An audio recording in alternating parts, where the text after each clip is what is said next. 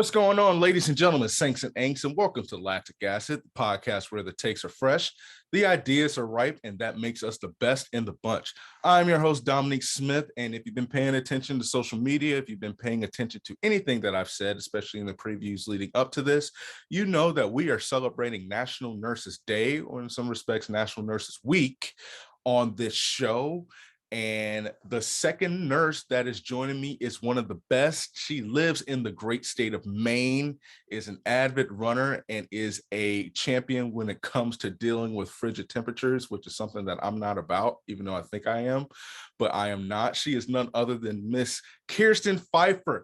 What is going on? Thank you for joining the show. Happy Nurses Day to you. Thank you. It's so nice to be here.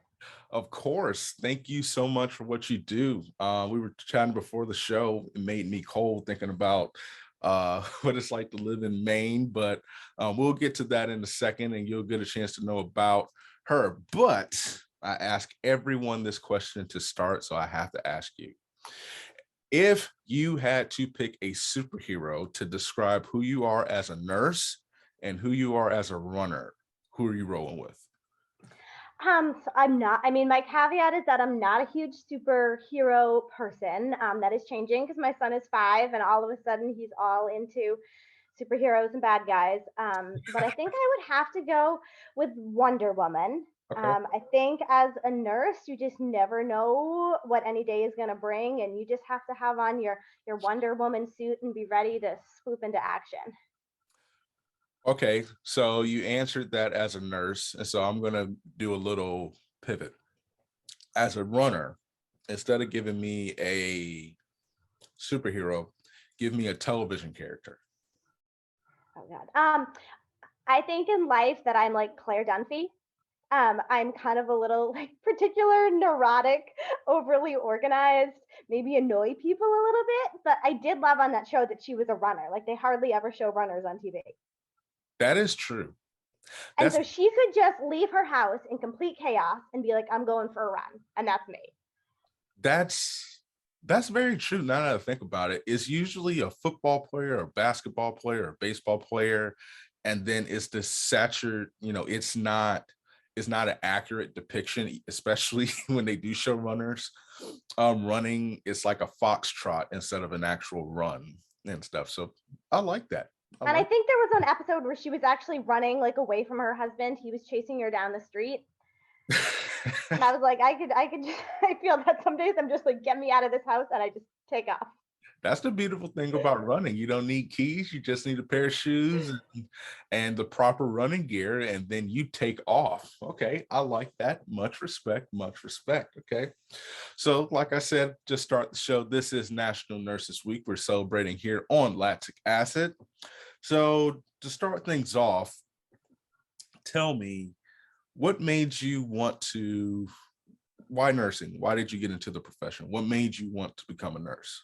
So it took me a little while to figure out that that's really what I wanted to do. When I first went to college, I got my bachelor's degree in anthropology, in medical anthropology, because I was really always interested in health and wellness and how that, particularly how it varies across the world.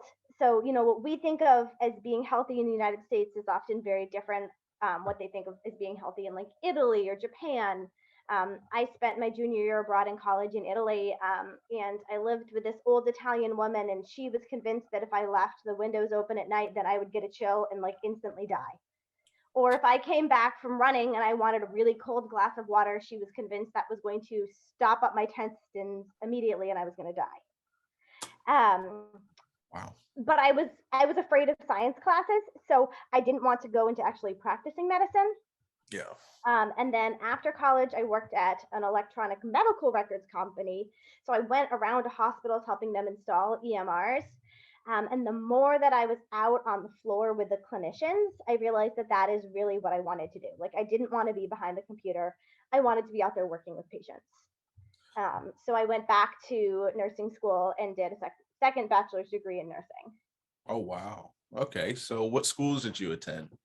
Well, I went to Wheaton College in Massachusetts for my first degree.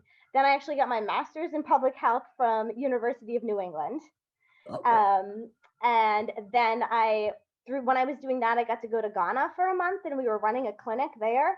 Hmm. And again, that was another time where I was like, I don't want to just be the person running the clinic. I want to be a clinician. I want to be working directly with the patients. So I went back to the University of Southern Maine has an accelerated nursing program where they cram 4 years of nursing school into 15 months. Oh boy. I've heard of that because I went to UCF. And so it's weird because I remember when they first started that program and they were like 1 year, you get 4 years in 1 year. And I was like, who would do that? Oh And my, it was so intense. It was all consuming. I'm so glad I did it before I had children because I had no other life. But I'm so glad I did it. Now I've been a nurse for about 8 years, and I love it. oh man, what is it about the profession that keeps you going through the hard times? I think knowing that you're making a difference in people's lives, that they're going through really, really hard times. Yeah. But sometimes just having somebody there that's a friendly face and is a little bit of humanity and recognizes the human in them makes such a difference. And I work in pediatrics, and I love that because it's fun. Like, what other job do you get to wear costumes and play with toys and just be silly and have that be an asset? Yeah. You can't think of anything. Can't think of anything. And I was actually reading when we were chatting, a while back, you obviously work in pediatrics, you work on the outpatient side and a specialty pediatric for infectious disease, which is interesting, especially when you talk about your travels, to Ghana and to the different places around the world who have, different issues. Did your experience there kind of shape you for that specific, part of your job? Would you say? Yeah, definitely. So there's two things we do. We have a travel clinic. So if people are traveling abroad, then they come to us first, and we look at where they're going and decide what vaccines they might need for things like typhoid or yellow fever that we don't have here. And then also, the whole population of Maine has changed really dramatically in the last 20 years. It used to be pretty much all white, people of European descent, and we've had these, huge waves of immigration. There's a huge Afghani population here. There's a Somali population. Recently, we've been getting a lot of people from the Congo and Rwanda. Wow. Um, and so all of a sudden, we're seeing in Maine all these diseases that have never been here before. Right. So it's been really interesting. And then obviously during COVID, we were at the front lines of that. So we were the resource for all the other healthcare providers in the state in terms of what the most current guidelines and recommendations were. So you literally were at the forefront, like you were who they depended on for, access, and just Yeah, quality. like every day it was looking at your email and seeing what had changed overnight. Wow. How being at the forefront of it, because obviously, the frontline workers, the nurses, I don't want to say more so than the doctors. I always say the nurses because, from what I understand, you guys have the most hand to hand, you're with them the most, you're dealing with them the most. You personally, you were telling me, with the swabbing and administering the test, and then now, kind of being, in sports, we have a term SID, the sports information director. But being all of that, how were you able to kind of deal with the madness, especially, it's coming in waves and the world is shut down and people are maybe disobedient and it's just spreading like wildfire. Yeah, I mean, it was really scary at the beginning. I was pregnant, Oh wow. and there was so much that we didn't know about the disease. And so, I was really worried for like my own personal safety at the beginning. Um, but then I also, so probably like a month and a half in, I was furloughed because they were laying off people that they felt like were high risk. And then I just felt this incredible sense of like guilt that I wasn't there, in this pandemic as a nurse. I wanted to be there helping. So it was kind of hard managing those two things, that wanting to help serve as a nurse but also worrying about the health of my baby. Yeah. And then I went back like 12 weeks after I had the baby, and it was that same thing. It was going to work every day and really being invested in what I did, but also worrying about bringing home COVID to my newborn. And I had a 4-year-old at the time. So it was a lot. How do you mentally stay at bay throughout that entire process? Because that is a lot to deal with. I totally forgot about the furloughs. Like, I mean, my job, was affected. I don't even know how I forget that. And my job was affected by it, but just you're not, and you have a passion for what you do. Like, this is a calling. And so I can't imagine how difficult, that was. But at the same time, you're just battling, the safety for yourself and your family and the safety of others. How do you mentally deal with that in such a crazy time? Well, the worst part about it was that I was very pregnant, like 35 weeks, and so I couldn't run. Because running is really the way I deal with it now. Is as as soon as I could run again after delivery, I was out there, and that's my time to just kind of clear my head, work out those worries, work out that stress, so that then I can go back and be fully present at work, and at home with my family. Oh my goodness gracious. You're a different breed, because that is just a lot to handle. But learning more about what you do, that is like super cool. Yeah, it's so interesting, and I love, every day we get a new referral for a patient with some disease that I've never heard about, and I have to go look it up and figure out what we're going to do for that patient. So you're like the expert, when it comes to this, because you do. Yeah, that's what I like about my job now. I had worked in a general pediatrician's office before, which was also very interesting, but now we are the specialty practice, and we're the only pediatric infectious disease practice in the state. So everybody calls us with their questions. Let's see, I want to phrase this question. So uh, hmm, with what you do now, what has that taught you about people? That people are so resilient and so incredible.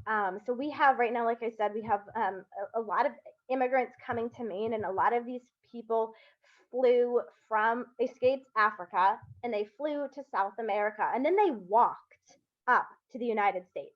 And these are people that had tiny, tiny babies. They were carrying a 2 or 3 month old baby, walking thousands and thousands of miles, and it was not a safe situation. They had no money, they had no food, um, and then they they arrive in Texas, and they get put on this bus or this plane to Maine, and they end up in Maine in January, and it's -10, and they've never seen snow before, and yet they are just still the kindest, most grateful people.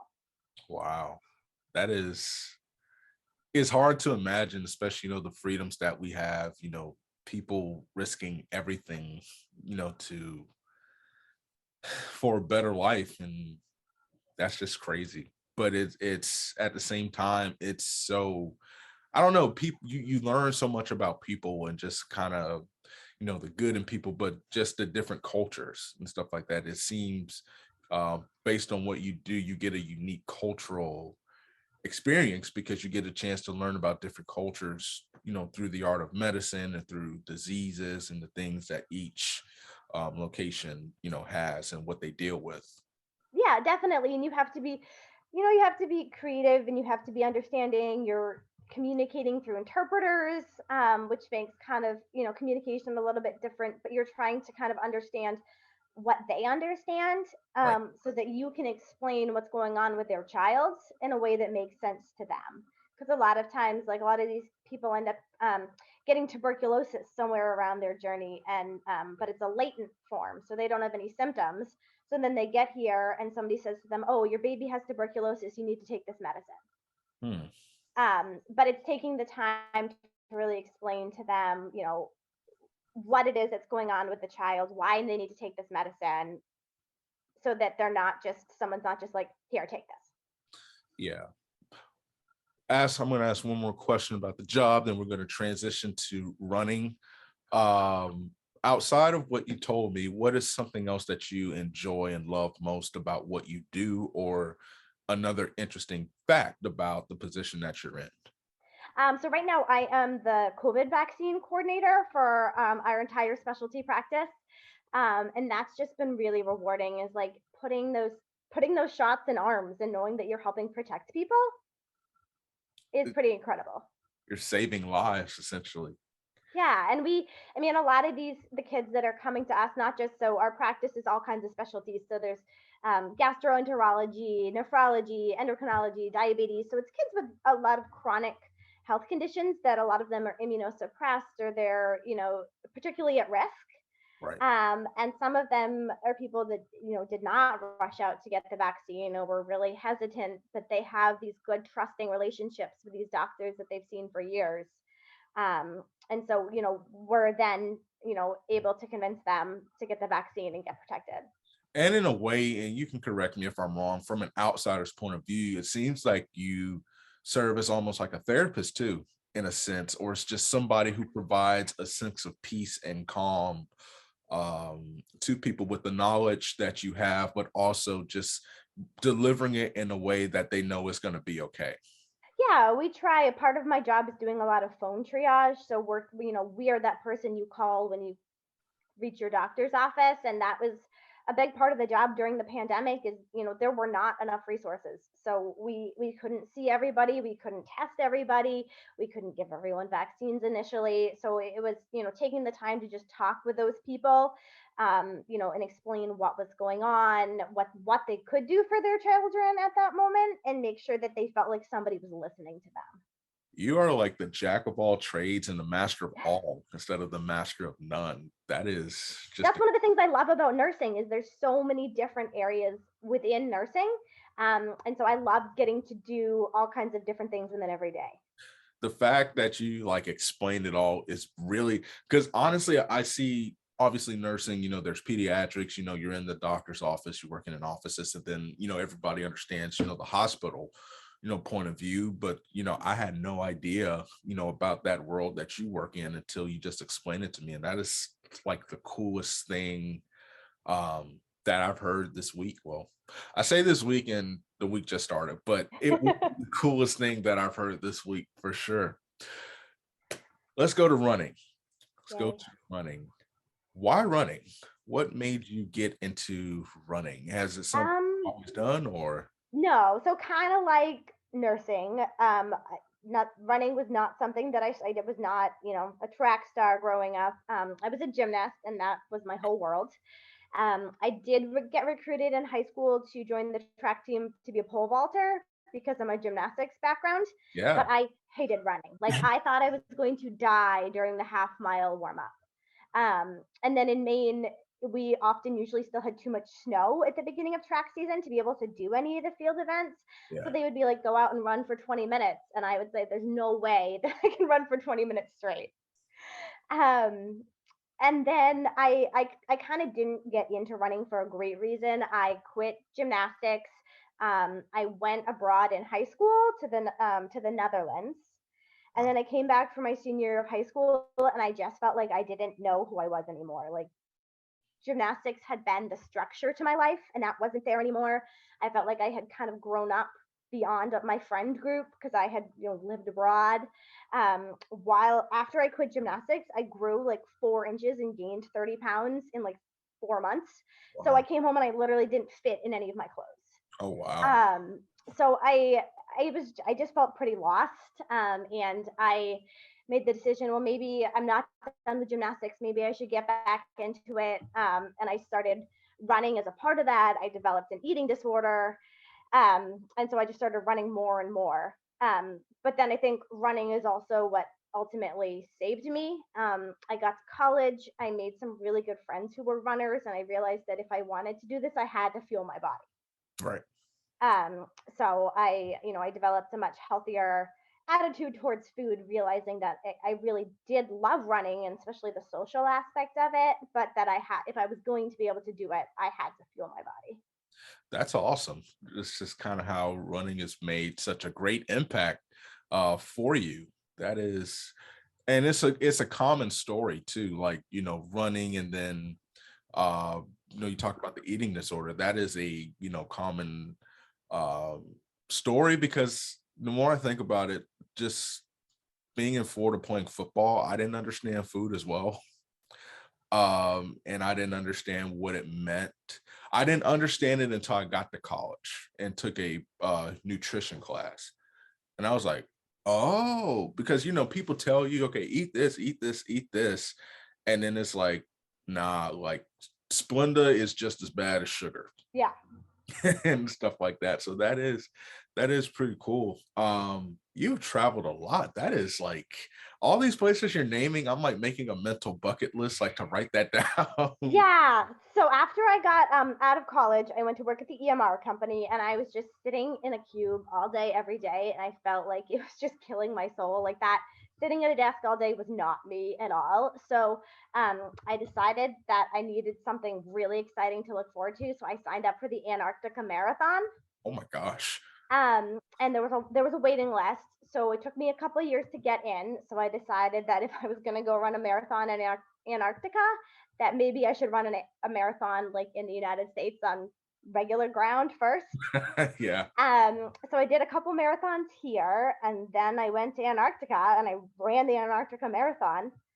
And that night we had a big party back on the boat, and I learned that there was this thing called the Seven Continents Club, because a lot of people were finishing their seventh continent with Antarctica. Wow. And I had a few too many glasses of wine, and I signed up because they're like, you did Antarctica, you can do the other six. So I did. So I did one international marathon a year for the next 6 years. That is and did one on every continent. What was your favorite of all? They were all so different that I really can't have a favorite. So I mean, Antarctica was just spectacular, and it was such a huge adventure. Like the boat on the way there, we had 2 days where it was just like 30-foot seas, and you'd literally just fall out of your bed, and you'd try to eat dinner, and your plate would go flying across the boat. And then just seeing like the icebergs and the penguins, and it was just so stunning.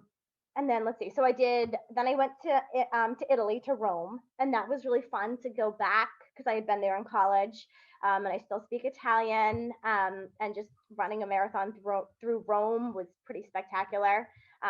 Although all of the cobblestones are killer on your feet. Yeah. Especially like at the end of the race, your ankles are just rolling everywhere. But then you get to finish at the Colosseum, and you get to have gelato, and it's all okay. Oh my goodness. And then what was next? Next we went to Chile in South America. Okay. And that one was really interesting too. It was like this huge party. So I think the common advice here is not to do anything new on race day. Mm-hmm. So I just wore the same clothes I'd been training in, and I was literally the only person not wearing the race shirt. So it's really easy to find me in the pictures because everyone else is wearing this bright yellow shirt, and there's me in pink. That's good though, because it's like you stand out like on purpose. Yeah, but so like people were singing in the corrals before the race, and they were drinking along the whole course, so that was fun because it was like this whole party. Oh my goodness. And then where did we go next? Oh, then we went to Japan. Okay. And that was a really tough race because I woke up that morning with, I think, the flu. Like my throat was swollen shut. I had a fever. I just felt awful. But we had flown to Japan. Like I wasn't gonna not do the race. So it's like the Michael Jordan flu game. Yours was the Tokyo Marathon. The flu marathon. And that was just so funny because it's like the Japanese people are so polite. Like nobody would throw they'd give you the water, and not a single person would throw it on the ground. Like because you would never ever litter in Japan. So and this race was huge. It's like 45,000 people.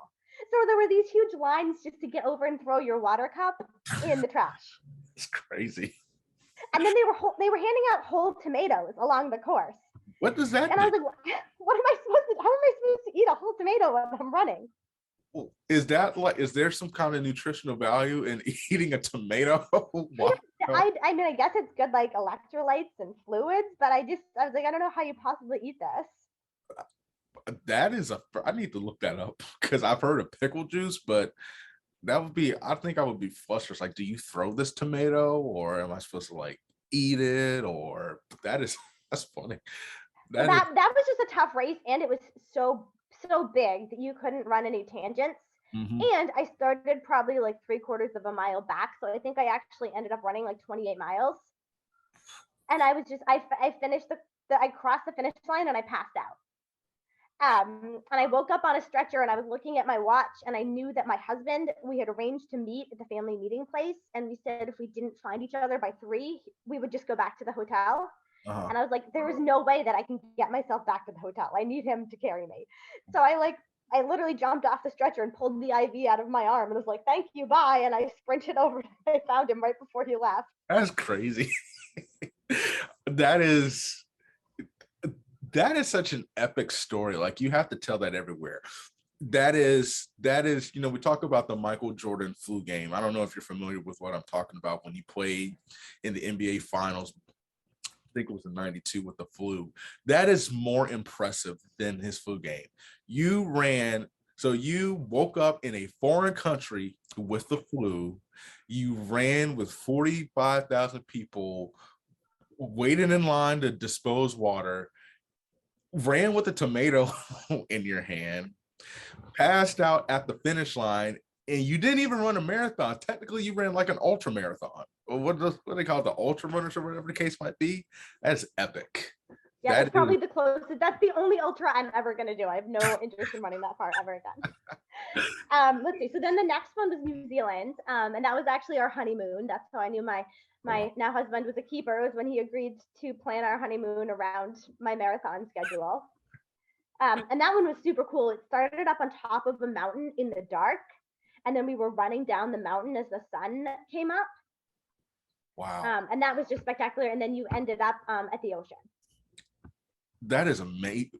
Wow. And that was gorgeous. And we had we were renting a camper van, and we were driving around the perimeter of both islands. And I've just decided that is like the best thing post marathon, is that my husband was right there with the camper van. I walked like 4 steps, and then I didn't have to move for the rest of the day, because I had my bed, I had the kitchen, I had the bathroom. They were all there within like 1 step, which is like genius. Heaven after a marathon.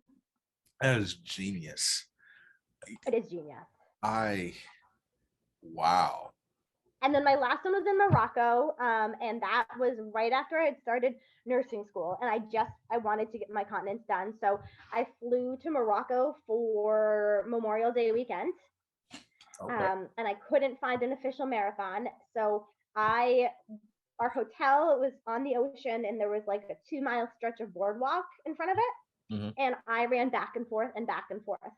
And all these people thought that I was insane, because they were all sitting outside at the little seaside cafes, eating their breakfast, and this sweaty, beet red, very pale person at the end of a main winter just kept going back and forth and back and forth. That is amazing. Have you ever thought about writing a book on these? Yeah, I thought about it, and I had a blog for a while, but it wasn't very good. And then I was doing that nursing program, and then I had my first child, and then life happens. I've had some pretty cool guests on the show. I don't think I've ever had one to break down 7 marathons and 7 continents with just. I'm not a runner. I mean, I started, got hurt, and I was like, but that made me. I'm not even gonna say it made me want to go run a marathon, especially the flu gate. But it definitely made me want to at least go travel to those locations. That is, especially New Zealand. It's just so funny now, because it honestly feels like another life. Because now I have two young kids. There was the pandemic. I haven't left Maine in 3 years. I'm really lucky now to get out for an hour by myself to run. So it feels like another person in another life. But you got to live that life. That is yeah. That is epic. That is I can't think of a movie that would describe it. And the one I was thinking about does not have any implications to the story, but that is epic. But I feel like you were made for the Antarctica Marathon living in Maine. I was, yep. My mom came with me on that trip, and she's not a runner. She's like, there's no way I'm running, but she did the polar plunge with me. So they had us on a belt, because as soon as you hit the water, it was so cold that you were just totally incapacitated. So we jumped in, they yanked us out, and then they had a bathrobe and a cup of vodka waiting for us, shot of vodka. Oh, And I was like, yeah, honestly, it wasn't that much worse than swimming in Maine. listen, the vodka's there to warm, warm you up essentially, which is better than any heater that you can ask for. Okay, I can dig that. I can dig that. That is amazing. I'm so happy that you broke down all seven of those marathons. There's not a marathon in the United States of America that you could run that can compare to the seven that you've already completed. I don't know, what's the one in Death Valley? No, I would never do that. See, I would much rather run when it's 10 degrees than when it's 80. I don't Really? do, yeah, that was like Morocco was brutal for me. It was so hot. You see, I'm the opposite. Well, here's the thing. My sweet spot is like 70, because in Florida, that's, Uggs and, sweatshirt weather. But like, it's not the heat as much as it is the humidity. I've always Yeah. struggled running in the cold, even, I was on the track team, and obviously you do the half mile warm up. And if that temperature was cold for Floridian standards, that cold air hitting my lungs was like somebody just jamming needles down it. Like, so to hear you run in 10-degree weather is amazing. Well, I think it's about expectation too. Like I came down to Florida one time to do the Donna, the breast cancer half marathon, Mhm. and it was like 26 degrees, which here in the middle of winter I'd be thrilled about. But I was just not expecting that in Florida, and I did not bring warm enough clothes, and I was freezing. Wow.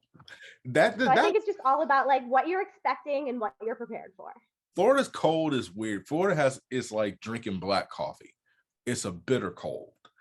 Like it pinches you. And then it's funny, the people who usually come down to run always pick the worst times to come, because it's like usually the coldest weather of the season when we have our, outside of the Disney marathons, usually those are miserable because it's humid and it's raining. But any other half marathon, quarter marathon, whatever it is, 5K, 10K, yeah, people are usually like, I thought this was Florida. I thought this was the land of like sun and 70s and stuff like that. No, they just pick the worst times to come. How many marathons, half marathons, like races have you run? Oh, a lot. So I did 9 marathons total. And I don't even count anything else anymore. But I will say, like now I haven't done a race since um 2019, I guess. Ugh. So I think it's all just phase of life. I did sign up for one to do this winter. Um, and then as soon as I signed up, I really regretted it because it's like then I put this pressure on myself to start training for it. Yeah. And it actually ended up getting canceled because of COVID, and I was really relieved.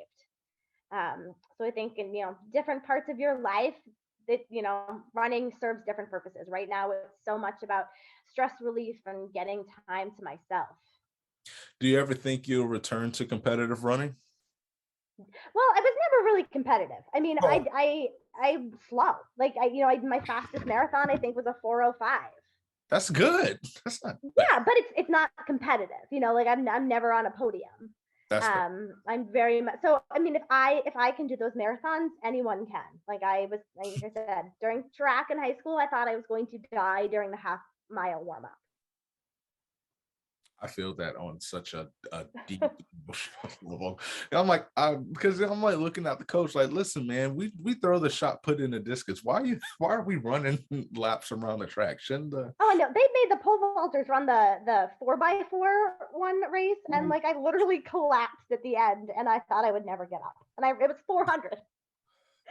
see, people don't track, people who are listening to this will be testifying wherever they're listening to this. There is no pain like a like a 4x4. Yeah, That right. that Especially if like I had never done one in practice, so I went out as hard as I could. And then I got, I was like, okay, I must be almost done. And I was not even halfway around. There is, there's no pain. There's no pain like a 4x4. I don't care what event you run. You can run the 800, the 2 mile, the 8 marathon rate. There is no pain like the end of a track meet, especially if you are not, even if you specialize in it, but if you haven't run and you're like a thrower or field event, person, that is brutal. I guess was your coach like mad at you or something like that? Yeah, he was. Oh That my. was our punishment. Well, that's like growing up as a gymnast, running was punishment. Well, okay. Well, that is, I did coach. I never thought about that. That's something, if I ever get back into coaching, that's something to keep in mind. Okay, you miss practice, you got to run the 4x4 the next meet and stuff like that. That is something I will consider. So you talk about running in different seasons, which is very accurate, especially when, the world is just kind of crazy and life is life essentially. How do you still maintain the joy of running, even if you can't do it ever so often? I think I found more joy in it. Again, like I started running not so much for the good reasons, mostly to burn the calories. And for a long time, that was a big part of why I ran. Yeah. And I think now I'm more, especially again during the pandemic, having young children. One of my baby who was born during the pandemic had some pretty serious health problems. I really found that joy in running, that getting to be outside in nature, just having some quiet, some podcast time, and just time to myself. Yeah. And again, like my husband and I work opposite schedules because childcare has been so inconsistent. So anytime that I can go out running because we're both actually home is just I just feel so lucky and happy. Oh, I can only imagine. So what we'll do is I'll ask you a couple more questions and then we'll wrap this thing up with a bow. Okay. Who are you outside of the track and outside of the profession? The people want to know. We got a good glimpse, especially being big. Oh my gosh, can't even talk today. Being big on adventure. Obviously a runner. But that's what the people want to know. That's why they came here to listen to this. Who are you outside of everything else that you do? I love food. I love to eat, particularly ice cream. Every continent. I've also eaten ice cream on all 7 continents. Hey. Another one of my claim to fame. And I love the beach. We I love swimming in the ocean, even though it's freezing.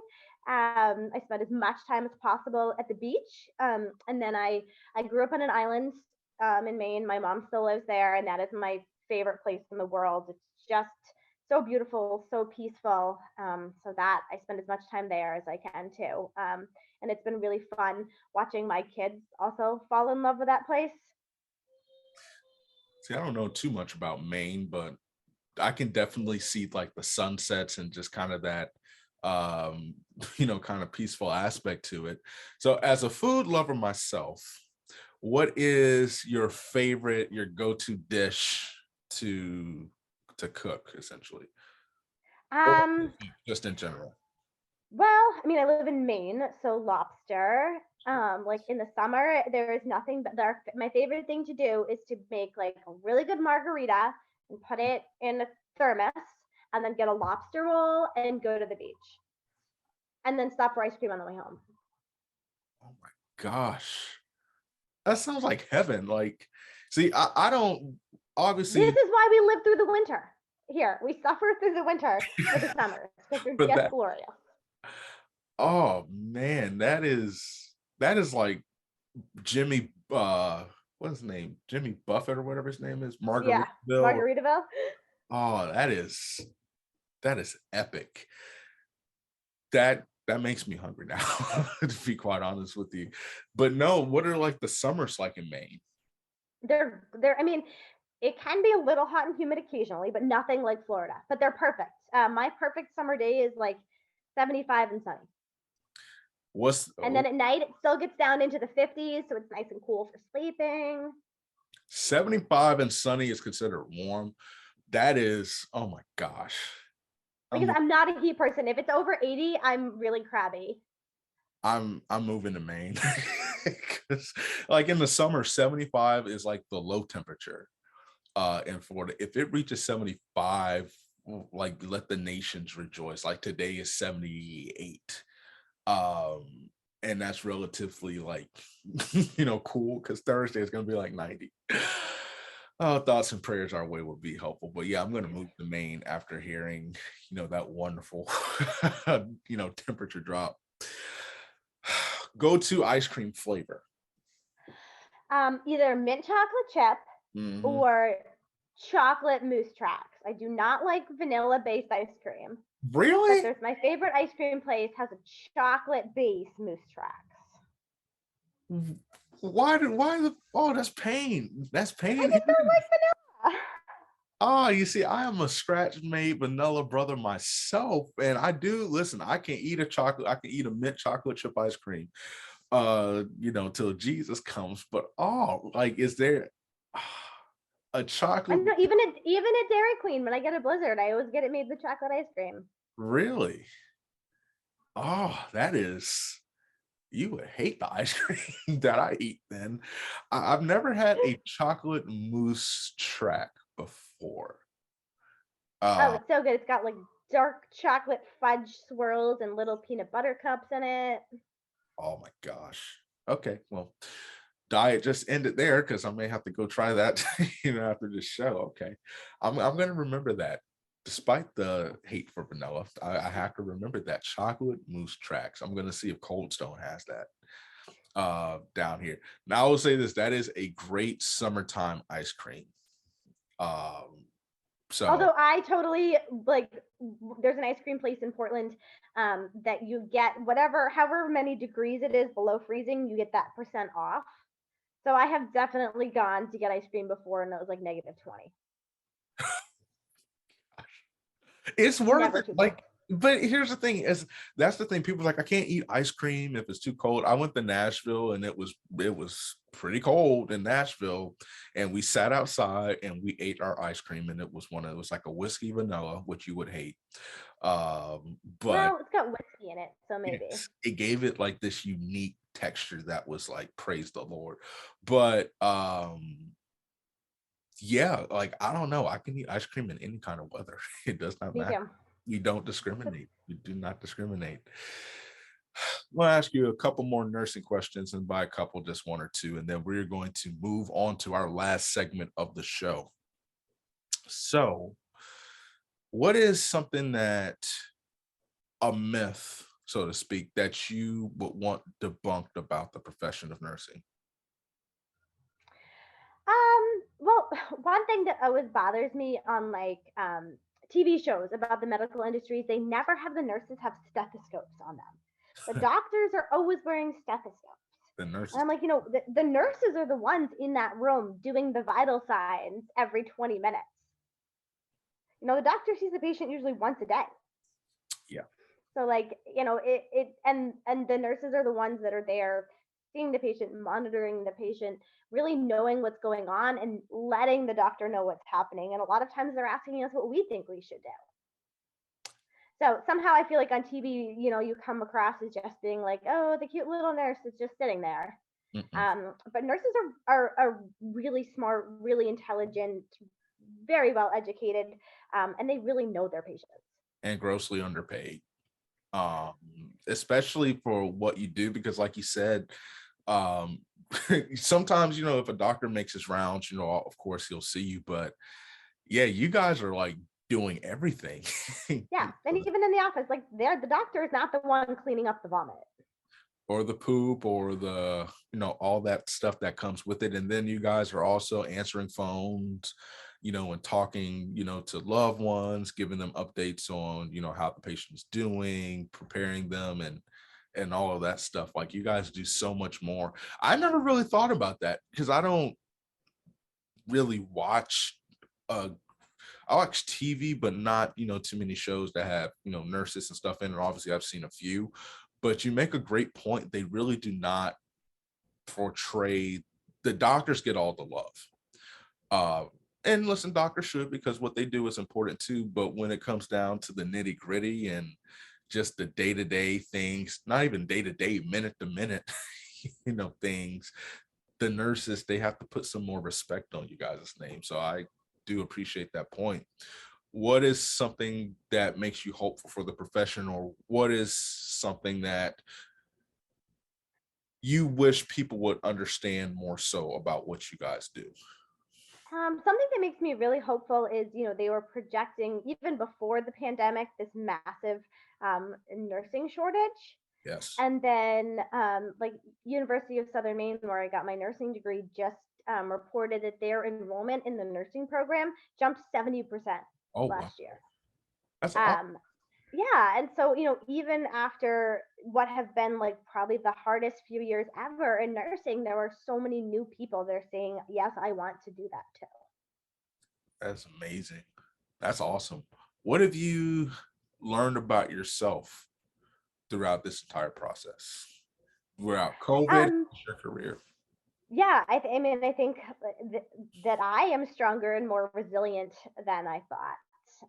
Again, it was, being pregnant, a pandemic, my daughter having all these health problems, and yet I feel like I came out of it stronger than I was before, and with a new appreciation for everything I do have. Definitely. Mad respect for that. Mad respect for just the profession and all that you guys do to keep us safe. But you have completed the initial interview. Now it's time for the hard questions.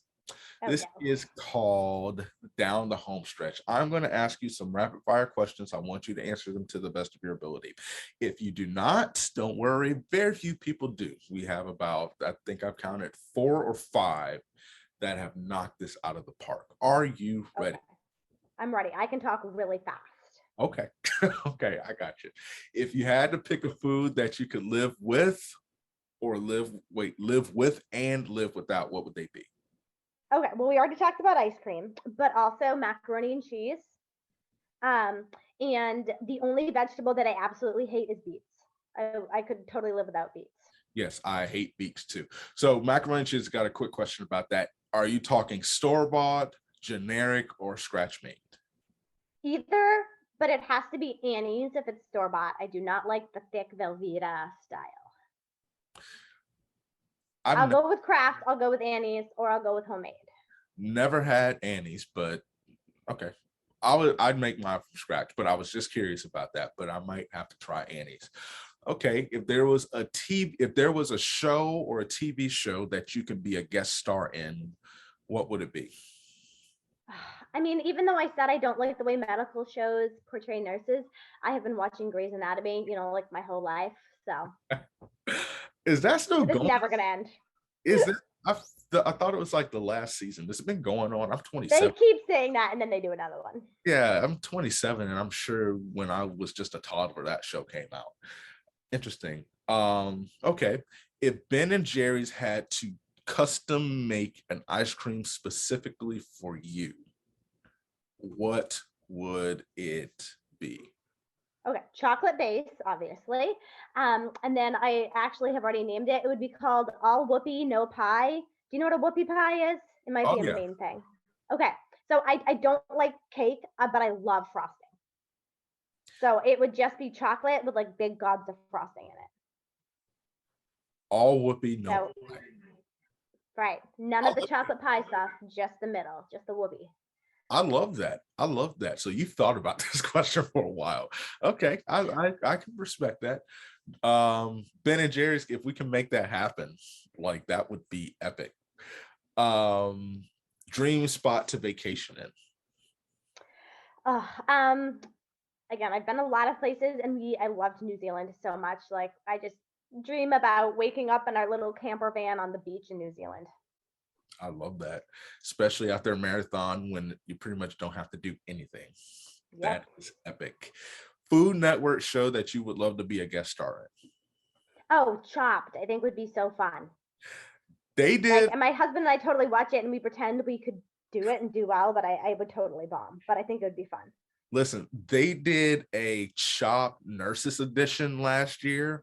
So Food Network, if you're gonna bring that back, we got to go to Maine, man. We got to go to Maine. Got to make that happen. We definitely have to make that happen. That would be epic, like a Nurses Chop, another Nurses Chopped edition. I hope they do that again, but we have to like find a way to get them to like put you in that show. If there was a trend from the 90s that you could bring back and a current trend that you wish would go away, what would they be? I think it would be more the 80s, but the huge hair, like 80s, really okay, curly hair. yes. And if I brush my hair out, it is just this giant puff. And of course, I was more like a teenager in the 90s when totally straight hair was in. So I wish I could bring back the giant hair from the 80s just because my hair is made for that. Okay. And then something I think should go away is skinny jeans because I have runner's calves and they are big and they like it's like compression socks basically when I try to wear skinny jeans. I love that. Skinny jeans or compression socks, they look like they will cut off. People love them, but they look like they cut off your circulation. Oh, I went to get a pedicure once and I couldn't get my skinny jeans back down over my calves. Oof. Okay, well, that is a problem. Like you said, you might as well be wearing the Nike long sleeve compression shorts. Essentially. Okay. If there was, we have a couple more. If there was an actress that you wanted to portray you in a movie about your life, who would you choose? Oh, I don't know. I think it would have to be if we could like teleport her back in time when she was younger, Meryl Streep, because she can be anybody and be brilliant. Okay. Okay. If they had to make a movie about you, what would it be called? What would it be called? Starring. Oh, no. I'll Whoopi No Pie is probably not such a great movie. I was literally just about to say that. I was like, I kind of hope that she chooses all Whoopi No Pie because that would be that would probably be it. Oh man, and it feel like because you're in Maine, it would be like produced by Hallmark, like a nice little festive Christmas movie on their countdown to Christmas that goes 6 years in a row, or 6 Or months. we have this really disgusting Maine soda called Moxie. And I would never drink it because it tastes like battery acid. But I also think that maybe that would be a good movie title because I'm kind of like spunky and tenacious. Moxie or battery acid? Moxie, not battery acid. Moxie. I mean, that would be a good, name for a movie too. Okay, last two questions. If you had to pick anyone to narrate your life while running a marathon, so they're the ones that are doing commentary while you're running a marathon or running one of your marathons that you did in the 7 continents, who would you go with? Oh, I think it would be Kara Goucher because I really loved listening to her this year at the Olympics. And then I was listening to her, talk about it on the Alley on the Run show. And she was talking how hard it was for her to be like not emotional because she got so emotionally invested and she knows these people. And so I would want someone like that like really puts their heart into it. That's a great one. Now I think about it. Kara, I think just personal opinion, Allie would be good at that. And I was thinking like James Earl Jones. Yeah, like, so that would he would make everything sound sexy. Yeah, just like low key. Even when you're sweaty and like slogging through the end of a marathon, he would somehow make it sound good. Like, can you imagine him calling that Tokyo Marathon? Yeah. Like that would be epic. Okay. Last question. What is the change that you want to see in the profession of nursing? I think a little more respect, a little more money would never hurt anybody. No. But I think the pandemic in some ways did have some positive impacts, and that I think we did get a lot more respect and gratitude from the world as a whole. You have completed down the home stretch. You are like a gold medalist because you answered that like a champ. There have been people on here who have competed for gold medals, and they could not handle the pressure of down the home stretch, but you aced it with flying colors. That's why nurses run the world, and I am so thankful that you came on the show. I am thankful for all that you do. You are a hero, a scholar, a saint, and you can call yourself an ultra runner as well, especially after what you've done. Thank you so much for joining the show. If you know anything about lactic acid, you know I'm going to spill some social media links. Follow us Instagram, Lactic Acid Podcast, Twitter, Lactic Acid _pod, TikTok. Yes, I still have it. Don't know how to use it. Don't even think I'm going to continue to try to use it, but Lactic Acid Podcast. It will help me if you gave me some followers, because at least it makes me feel better about myself.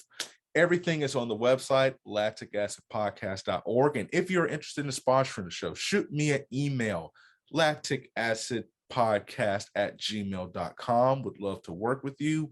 Would love to chat with you. Happy Nurses Day. Put some respect on the nurses' names, and we will see you next time.